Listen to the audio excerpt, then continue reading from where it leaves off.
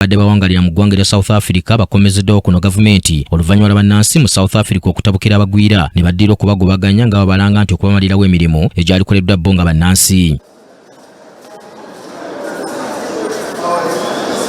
Ekibinja ekisooka kitonye kuno mu kiro ekikesezza olwaleero era nga mubaddemu abantu 273 okubadde abaana 18 n'abakulu 255 ng'era bano batambulidde ku nnyonyi eya Ethiopian Airlines. Ekibinja ekizzeeko kibaddemu abantu 116 era nga bano batuuse ku ssaawa emu ey'okumakya olwaleero so nga waliwo abalala 35 abatuuse ku ssaawa 2 ez'okumakya ng'ayaniriza bannayuganda bana bakommezeddwawo akolanga minisita w'ensonga z'ebweru Aruna Kyeyune Kasolo agambye nti okutuuka kwabwe kye kiseera eky'essanyu ery'eggwanga ab'omu maka gaabwe awamu n'omukulembeze w'eggwanga lino. We are welcoming the first cohort of 265 Ugandan nationals arriving aboard our national carrier in partnership with our brothers, the Ethiopian Airlines. This exercise is a testament of the seamless multi-agency efficiency of the government of Uganda, and I therefore commend the Ministry of Works. Ategeeza nti Pulezidenti Yoweri Kaguta Museveni bwe yafuna amawulire ku kigobaganya abagwiira South Africa n'engeri bano gye bayisibwamu yalagererawo enteekateeka zikolebwa bannayuganda abaliyo bayambibwe okuddizibwa kuno. The government is fully committed to ensuring that all remaining registered nationals are safely repatriated back home. Our teams remain firm. Kasolo alaze nga bannayuganda basoba mu 7 be bakeewandiisa nga baagala okuddizibwa kuno.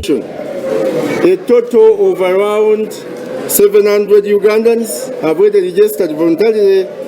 Minisita Kasolo era ategeeza nti bannayuganda 3 be bafiiridde mu kavuyo akabaddeyo ng'ayogerako eri abaddiziddwa. Kasolo abakubiriza okweyambisa emikisa egiri mu Uganda ng'agamba nti ebyenfuna by'eggwanga bikyagenda mu maaso n'okukula. To contribute towards the development of your economy from here.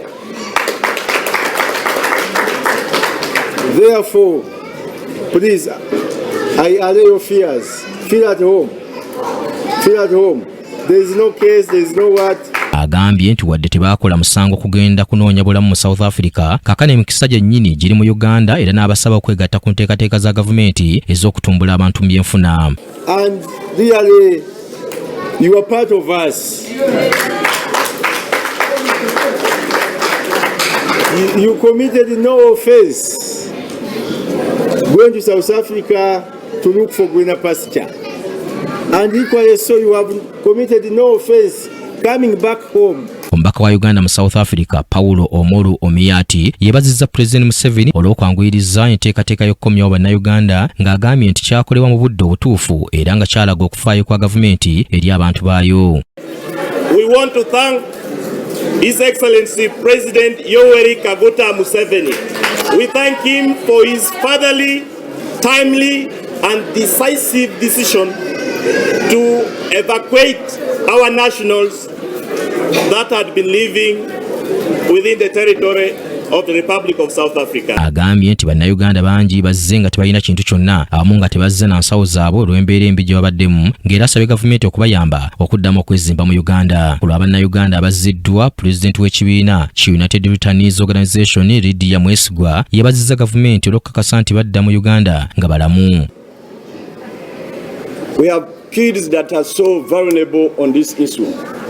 And I would like to thank your Honorable Minister for the programs that you've now put in place to help our people to see how they can integrate into the community. Agambye nti ekibiina kyabwe kijja kuyamba bakommyewo okuddamu okutandika obulamu nga kiyita mu ssako n'enteekateeka z'obulimi. Omu ku bazziddwa Mawanda Saidi Juma abadde akolanga ddereeva mu South Africa okuva mu mwaka gwa 2023 agambye nti bannayuganda bangi baalabye ebizibu bingi omuli n'okubala essaayo eby'obugagga bye babadde bakuŋŋaanyiza okumala ebbanga era asabye gavumenti okubongerako obuyambi basobole okuddamu okutandika obulamu obuggya. Thank you and thank you. And God bless Uganda, God bless our leaders, God bless our president, God bless all our citizens, and let us prosper in our own country. Thank you, everybody. First and foremost, you're not here just for us. Bannayuganda abakommezeddwawo okuva mu ggwanga